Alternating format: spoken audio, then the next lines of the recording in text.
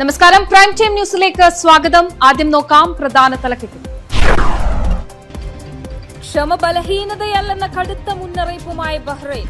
കുവൈത്തിനും ബഹ്റൈനും നേരെ ഇറാന്റെ ആക്രമണം.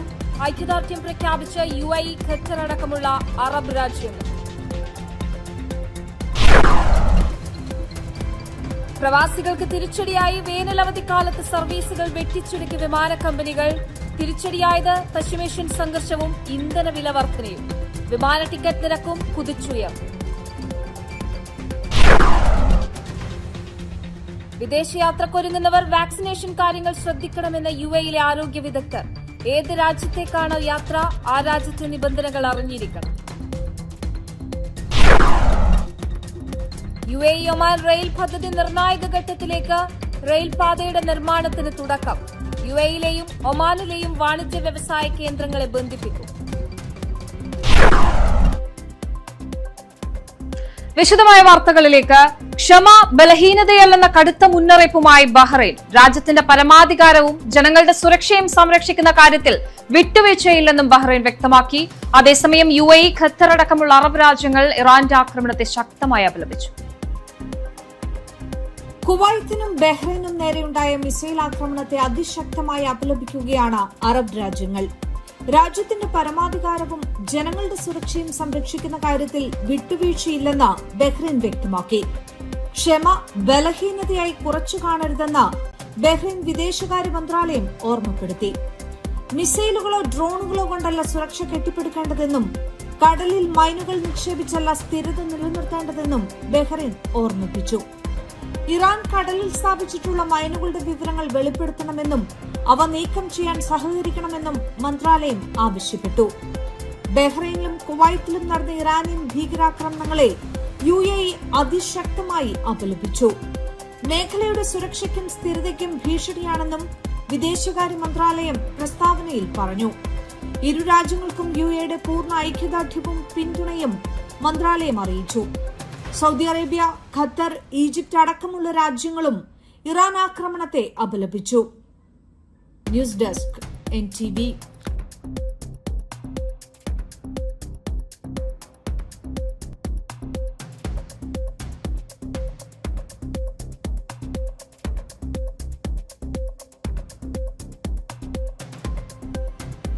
കുവൈറ്റിന് നേരെ 7 ബാലിസ്റ്റിക് മിസൈലുകളാണ് ഇന്ന് ഇറാൻ തൊടുത്തത്. മിസൈൽ പ്രതിരോധത്തിനിടെ ഡബ്രികൾ വീണ കെട്ടിടങ്ങൾക്ക് കേടുപാടുകൾ സംഭവിച്ചു. ആളപായമില്ലെന്നും കുവൈത്ത് വ്യോമസേന അറിയിച്ചു. ബഹ്റൈന് നേരെ 3 മിസൈലുകളും നിരവധി ഡ്രോണുകളുമാണ് എത്തിയതെന്ന് പ്രതിരോധ സേന വ്യക്തമാക്കി. പശ്ചിമേഷ്യയിൽ നിന്നും സംഘർഷ സാഹചര്യം വീണ്ടും ശക്തമാകുന്നതിന്റെ റിപ്പോർട്ടുകളാണ് വരുന്നത്. കുവൈത്തിനും ബഹ്റൈനും നേരെ വീണ്ടും ഇറാൻ ആക്രമണമുണ്ടായി. മിസൈൽ, ഡ്രോൺ ആക്രമണങ്ങൾ ഉണ്ടായതായാണ് കുവൈറ്റ് പ്രതിരോധ സേന സ്ഥിരീകരിച്ചത്. രാജ്യത്താകെ പുലർച്ചെ സൈറൻ മുഴങ്ങി. ജനങ്ങൾ ജാഗ്രത പാലിക്കണമെന്നും സുരക്ഷിത ഇടങ്ങളിലേക്ക് മാറണമെന്നുള്ള നിർദ്ദേശവും നൽകിയിരുന്നു. US നടപടിക്ക് തിരിച്ചടിയായാണ് മിസൈലുകളും ഡ്രോണുകളും ഇറാൻ വിക്ഷേപിച്ചത്. എന്നാൽ ഇറാന്റെ ആക്രമണം വ്യോമ പ്രതിരോധ സംവിധാനങ്ങൾ തകർത്തു. ഹോർമുസ് കടലിടുക്കിൽ 4 ഇറാനിയൻ ഡ്രോണുകൾ വെടിവെച്ചിട്ടതായി US സൈന്യം അവകാശപ്പെട്ടു. സ്വയം പ്രതിരോധിക്കുന്നതിനായി ഗൊറുക്കിലെയും ഖഷം ദ്വീപിലെയും ഇറാനിയൻ റഡാർ സൈറ്റുകളും ആക്രമിച്ചതായി US സെൻട്രൽ കമാൻഡ് അറിയിച്ചു. സമുദ്ര ഗതാഗതത്തിന് ഭീഷണി ഉയർത്തിയ ഡ്രോണുകളെയാണ് ഹോർമുസിൽ വെടിവെച്ചിട്ടതെന്നാണ് US വ്യക്തമാക്കിയിരിക്കുന്നത്. ഇതോടെ ഇറാൻ, അമേരിക്ക താൽക്കാലിക വെടിനിർത്തൽ കരാർ പ്രതിസന്ധിയിലായി. ഇറാനുമേൽ ട്രംപ് ഭരണകൂടം സമ്മർദ്ദം ശക്തമാക്കുന്നതിനിടയിലാണ് പുതിയ സൈനിക നടപടി. കഴിഞ്ഞ ദിവസത്തിന് സമാനമായി കൂടുതൽ ആശങ്ക പരത്തുന്നതാണ് നിലവിലത്തെ ഈ സാഹചര്യം. News desk NTV. ഇറാൻ ആക്രമണത്തെ തുടർന്ന് താൽക്കാലികമായി അടച്ച കുവൈത്തിലെ വ്യോമ ഗതാഗതം 2 മണിക്കൂറുകൾക്ക് ശേഷം പുനരാരംഭിച്ചു. പുലർച്ചെ 4:15 മുതൽ രാവിലെ 6:15 വരെയാണ് കുവൈത്തിന്റെ വ്യോമാതിർത്തി താൽക്കാലികമായി അടച്ചത്. ഇറാൻ ആക്രമണങ്ങളുടെ പശ്ചാത്തലത്തിൽ സുരക്ഷാ മുൻകരുതലുകളുടെ ഭാഗമായാണ് ഇന്ന് പുലർച്ചെ 4:15 മുതൽ രാവിലെ 6:15 വരെ കുവൈത്തിന്റെ വ്യോമാതിർത്തി താൽക്കാലികമായി അടച്ചത്. യാത്രക്കാരുടെയും ജീവനക്കാരുടെയും വ്യോമയാന സൗകര്യങ്ങളുടെയും സുരക്ഷ ഉറപ്പാക്കാൻ അടിയന്തര നടപടികൾ സ്വീകരിച്ചതായും director general of civil aviation അറിയിച്ചിരുന്നു. വ്യോമഗതാഗതം റദ്ദാക്കിയതിനെ തുടർന്ന് കുവൈത്ത് എയർവേസും ജസീറ എയർവേസും അടക്കം 11 വിമാന സർവീസുകളാണ് വഴിതിരിച്ചുവിട്ടത്.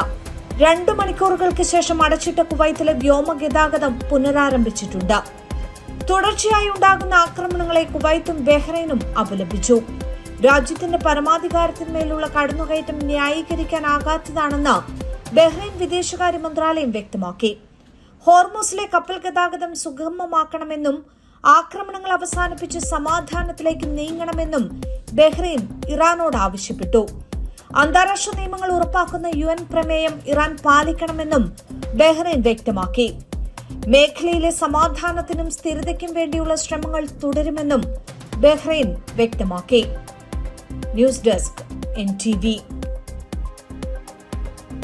പ്രവാസികൾക്ക് തിരിച്ചടിയായി വേനൽ അവധിക്കാലത്ത് സർവീസുകൾ വെട്ടിച്ചുരുക്കാനൊരുങ്ങി വിമാന കമ്പനികൾ. പശ്ചിമേഷ്യൻ യുദ്ധപ്രതിസന്ധിയും ഇന്ധനവില വർധനയുമാണ് ഈ തീരുമാനത്തിന് പിന്നിൽ. ആഗോളതലത്തിൽ ഈ വേനൽക്കാല ഷെഡ്യൂളിൽ നിന്ന് 75,000-ലധികം സർവീസുകളാണ് വിമാന കമ്പനികൾ വെട്ടിക്കുറച്ചത്. പ്രവാസി കുടുംബങ്ങൾക്ക് ഇരുട്ടടിയായാണ് ഇൻഡിഗോ, എയർ ഇന്ത്യ, എമിറേറ്റ്സ് അടക്കമുള്ള വിമാന കമ്പനികൾ സർവീസുകൾ വെട്ടിക്കുറച്ചിരിക്കുന്നത്. ഈ വേനൽക്കാലത്ത് ആഗോളതലത്തിൽ 75,000-ലധികം സർവീസുകളാണ് ഒഴിവാക്കിയിരിക്കുന്നത്.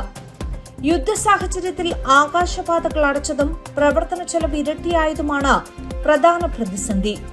ഇൻഡിഗോ തങ്ങളുടെ പ്രധാനപ്പെട്ട 6 അന്താരാഷ്ട്ര സർവീസുകൾ താൽക്കാലികമായി നിർത്തിവെച്ചു. ജൂൺ മുതൽ ഓഗസ്റ്റ് വരെയുള്ള മാസങ്ങളിൽ അന്താരാഷ്ട്ര സർവീസുകളിൽ 27%, ആഭ്യന്തര സർവീസുകളിൽ 22% കുറവ് വരുത്താനാണ് എയർ ഇന്ത്യയുടെ നീക്കം. ഗൾഫ് മേഖലയിലെ പ്രമുഖരായ എമിറേറ്റ്സും തങ്ങളുടെ ഫ്ലൈറ്റ് ഷെഡ്യൂളിൽ 16% കുറവാണ് രേഖപ്പെടുത്തിയത്. സർവീസുകൾ കുറഞ്ഞതോടെ വിമാന ടിക്കറ്റ് നിരക്കുകളും കുതിച്ചുയരുകയാണ്. യുദ്ധഭീതിയും ഉയർന്ന നിരക്കും കാരണം പ്രവാസികൾ ഉൾപ്പെടെയുള്ള യാത്രക്കാർ നാട്ടിലേക്ക് യാത്രകൾ ഒഴിവാക്കുകയാണ്. സ്കൂളുകൾ അടയ്ക്കുന്നതും കാത്ത് നാട്ടിലേക്ക് പോകാൻ തയ്യാറെടുത്ത കുടുംബങ്ങളെയാണ് ഈ നിരക്ക് വർധന അധികവും ബാധിക്കുന്നത്. പശ്ചിമേഷ്യൻ മേഖലയിലെ വിമാനയാത്രക്കാരുടെ എണ്ണത്തിൽ ഏതാണ്ട് 46.6% ഇടിവും രേഖപ്പെടുത്തി കഴിഞ്ഞു. നാട്ടിലേക്ക് പോകുന്നതിനു പകരം പലരും പ്രാദേശികമായി സ്റ്റേക്കേഷനുകൾ അടക്കം തെരഞ്ഞെടുത്ത് അവധിക്കാലം ആഘോഷമാക്കാനാണ് ആലോചിക്കുന്നത്. News desk NTV.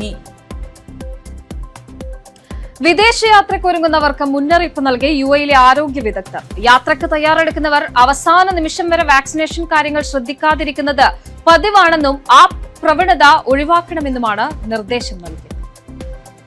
Ticket booking, താമസം, വിസ നടപടികൾ എന്നിവയ്ക്ക് നൽകുന്ന മുൻഗണന പലരും വാക്സിനേഷൻ ആവശ്യകതകൾക്ക് നൽകാറില്ല. ഏത് രാജ്യത്തേക്കാണോ യാത്ര ചെയ്യുന്നത് അവിടെ പ്രത്യേക വാക്സിനുകൾ ആവശ്യമുണ്ടോ എന്ന് മുൻകൂട്ടി പരിശോധിക്കാത്തത് യാത്രാ തടസ്സങ്ങൾക്കും കടുത്ത മാനസിക സമ്മർദ്ദത്തിനും രോഗബാധയ്ക്കുള്ള സാധ്യതയ്ക്കും കാരണമാകുന്നുണ്ട്.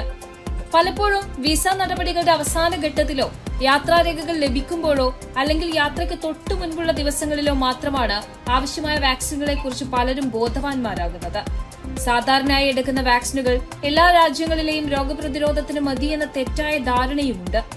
പ്രായം, ആരോഗ്യസ്ഥിതി, പോകുന്ന രാജ്യം എന്നിവയ്ക്കനുസരിച്ച് ബൂസ്റ്റർ ഡോസുകളോ പ്രത്യേക പ്രതിരോധ മരുന്നുകളോ ആവശ്യമുണ്ടോ എന്ന് മുൻകൂട്ടി മനസ്സിലാക്കി ഡോക്ടറുടെ നിർദ്ദേശം തേടണം.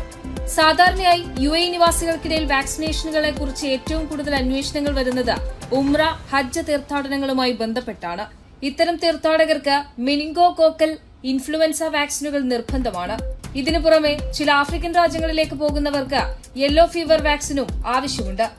കുട്ടികൾ, പ്രായമായവർ, ഗർഭിണികൾ, പ്രമേഹം, ഹൃദ്രോഗം, ശ്വാസകോശ രോഗങ്ങളുള്ളവർ, പ്രതിരോധശേഷി കുറഞ്ഞവർ എന്നിവർ യാത്രയ്ക്ക് 4 മുതൽ 6 ആഴ്ച മുൻപെങ്കിലും ഡോക്ടറെ കണ്ട് യാത്രാരോഗ്യ ഉപദേശങ്ങൾ തേടേണ്ടതാണ്. അവസാന നിമിഷം വാക്സിൻ എടുക്കുന്നത് വിമാനത്താവളങ്ങളിലെയും സന്ദർശിക്കുന്ന സ്ഥലങ്ങളിലെയും തിരക്കുകളിൽ വെച്ച് രോഗബാധയുണ്ടാകാനുള്ള സാധ്യത വർദ്ധിപ്പിക്കുമെന്നും ഡോക്ടർമാർ ഓർമ്മിപ്പിച്ചു. NTV, Dubai. സ്വിമ്മിംഗ് പൂളുകളിൽ കുട്ടികളുടെ സുരക്ഷ ഉറപ്പുവരുത്തണമെന്ന കർശന നിർദ്ദേശവുമായി അബുദാബി. മാതാപിതാക്കളുടെ അശ്രദ്ധ വലിയ അപകടങ്ങൾക്ക് കാരണമാകുമെന്നും അബുദാബി മുനിസിപ്പാലിറ്റി മുന്നറിയിപ്പ് നൽകി. നീന്തൽക്കുളങ്ങളിലെ ജലം സമയബന്ധിതമായി ശുചീകരിച്ച് ഉപയോഗയോഗ്യമാണെന്ന് ഉറപ്പാക്കണമെന്നും മുനിസിപ്പാലിറ്റി നിർദ്ദേശം നൽകി. വേനൽ കനത്തതോടെ സ്വിമ്മിംഗ് പൂളുകൾ കേന്ദ്രീകരിച്ചുള്ള വിനോദങ്ങളാണ് കുട്ടികൾക്കും പ്രിയങ്കരം. എന്നാൽ കുട്ടികളുടെ സുരക്ഷ ഉറപ്പാക്കാൻ മാതാപിതാക്കൾ ജാഗ്രത പാലിക്കണമെന്ന് ഓർമ്മപ്പെടുത്തുകയാണ് അബുദാബി മുനിസിപ്പാലിറ്റി. മാതാപിതാക്കളുടെ ഭാഗത്തു നിന്നുണ്ടാകുന്ന ചെറിയ അശ്രദ്ധ പോലും മുങ്ങിമരണം ഉൾപ്പെടെയുള്ള വലിയ അപകടങ്ങൾക്ക് കാരണമായേക്കാമെന്ന് അധികൃതർ ഓർമ്മപ്പെടുത്തി. ലോകാരോഗ്യ സംഘടനയുടെ കണക്കുകൾ പ്രകാരം 1 മുതൽ 5 വയസ്സുവരെയുള്ള കുട്ടികളാണ് നീന്തൽക്കുളങ്ങളിൽ അപകടത്തിൽപ്പെട്ട് മരിക്കുന്നവരിൽ അധികവും. കുട്ടികളെ വെള്ളത്തിലിറക്കുമ്പോൾ പ്രത്യേക ശ്രദ്ധ വേണമെന്നും ഈ സമയം മുതിർന്നവർ മറ്റു കാര്യങ്ങൾക്ക് പോകരുതെന്നും അധികൃതർ ഓർമ്മപ്പെടുത്തി. നീന്തൽക്കുളങ്ങളിലായാലും കടലിലായാലും കുട്ടികൾ കരയ്ക്ക് കയറുന്നതുവരെ മുതിർന്നവരുടെ പൂർണ്ണമായ നിരീക്ഷണവും സാന്നിധ്യവും വേണം. നീന്തൽക്കുളത്തിലോ താൽക്കാലിക ടബുകളിലോ കുട്ടികളെ ഒരു കാരണവശാലും തനിച്ചു വിടരുത്. സ്വിമ്മിംഗ് പൂളുകൾ വശമില്ലാത്തവർക്കും തുടക്കക്കാർക്കും ലൈഫ് ജാക്കറ്റോ വെള്ളത്തിൽ പൊങ്ങിക്കിടക്കാൻ സഹായിക്കുന്ന മറ്റു വസ്തുക്കളോ നൽകണം. കുട്ടികൾ രക്ഷിതാക്കളുടെ കണ്ണുവെട്ടിച്ച് പൂളിൽ പ്രവേശിക്കാതിരിക്കാൻ സുരക്ഷാ വേലികൾ ഒരുക്കണം. സ്വിമ്മിംഗ് പൂളുകളിലെ ജലം സമയബന്ധിതമായി ശുചീകരിച്ച് ഉപയോഗയോഗ്യമാണെന്ന് ഉറപ്പുവരുത്തണമെന്നും അധികൃതർ ഓർമ്മപ്പെടുത്തി. വെള്ളത്തിലെ ക്ലോറിൻ, pH തുടങ്ങിയ രാസവസ്തുക്കളുടെ അളവ് കൃത്യമായി പരിശോധിച്ചില്ലെങ്കിൽ ചർമ്മരോഗങ്ങൾക്കും കാഴ്ചാ പ്രശ്നങ്ങൾക്കും കാരണമാകും. കെട്ടിക്കിടക്കുന്ന വെള്ളം കൃത്യസമയത്ത് വറ്റിച്ച് പുതിയ വെള്ളം നിറയ്ക്കണമെന്നും അബുദാബി മുനിസിപ്പാലിറ്റി നിർദ്ദേശിച്ചു. NTV Abu Dhabi. UAE Oman rail പദ്ധതി നിർണായക ഘട്ടത്തിലേക്ക്. റെയിൽപാതയുടെ നിർമ്മാണത്തിന് തുടക്കമായി UAEയും ഒമാനും തമ്മിലുള്ള സാമ്പത്തിക ലോജിസ്റ്റിക്സ് ബന്ധം ശക്തമാക്കുന്നതാണ് ഈ പദ്ധതി.